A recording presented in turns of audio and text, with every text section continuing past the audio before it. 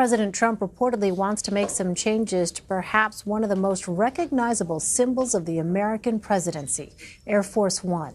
Here's CBS News transportation correspondent Chris Van Cleve.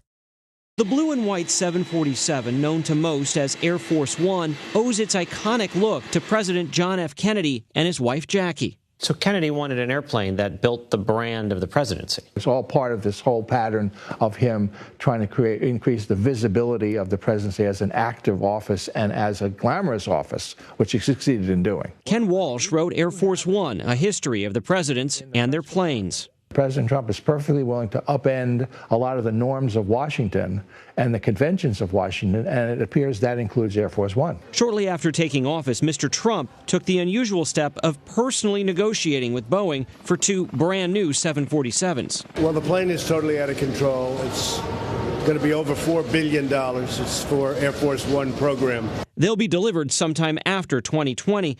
But may drop the iconic look for a new Trump-inspired red, white, and blue design. Mr. Trump would not be the first commander-in-chief to make changes to a presidential aircraft. Harry Truman left behind Roosevelt's nondescript sacred cow for the eye-catching Independence, painted as an eagle. President Eisenhower got the first jet, going with a standard military paint job. But every president since Kennedy has stayed with the look he created. It's just the concern that President Trump, the showman, is going to go too far with changing the look of this iconic plane that so many people are familiar with. And a lot of people wonder, why do it? Another of the reported changes President Trump is considering a bigger, better presidential bed on board the new plane.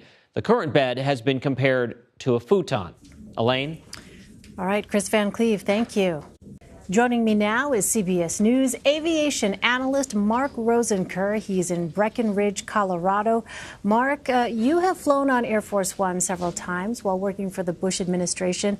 I've been lucky enough to have the opportunity to ride on Air Force One as well as travel pool, working my previous job for another network. But what kind of message does it send when the plane lands anywhere in the world? This says the President of the United States, the Commander-in-Chief of the United States, is aboard this aircraft, and he's now in that country.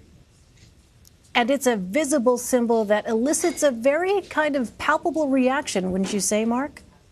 It's a powerful, powerful symbol of American might, American success, America's strength. All of these things are represented in this livery that, in fact, was designed back in 1962 by Raymond Loewy, who was one of the great industrial artists. He came up with brands like Lucky Strike. He came up with the TWA logo. He came up with the Greyhound logo. He even designed Coca-Cola fountains. This was a very talented man and brought this incredible livery scheme to the White House. And actually, President Kennedy and Mrs. Kennedy were in the Oval Office when the presentations were made, and ultimately when the color scheme was decided upon, they actually sat down on the floor while they actually had these paper cutouts of what the aircraft would look like, and they put it on a model, and that's how they came up with the classic livery scheme that we have today. And they also decided to change the actual name, if you will, where they called it Military Air Transport Service on the aircraft. They decided to change that to the United States of America and use the Caslon typeface, which is the typeface on the Declaration of Independence, that would go on board this aircraft.